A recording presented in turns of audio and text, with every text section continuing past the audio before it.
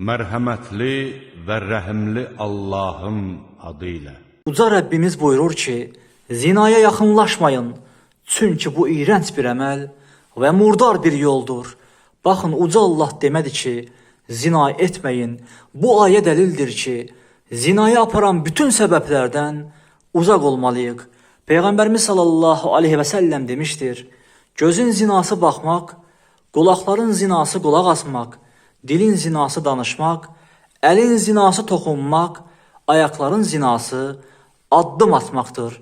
Yəni heç kim deməsin ki, internetdə və ya telefonda danışıram. Heç bir zərurət olmadan naməhrəmlə danışmaq icazəli deyildir. Peyğəmbərimiz buyurmuşdur, bir qadın və bir kişi tək qalarsa, üçüncüsü şeytandır. Fərqi yoxdur bu təklik, istər otaqda olsun, istərsə də internet vasitəsilə. Şeytanın olduğu yerdə isə nələr olacağı bəllidir. Müsəlmanlar Peyğəmbərimizin bu təhdidinə qulaq verməlidir.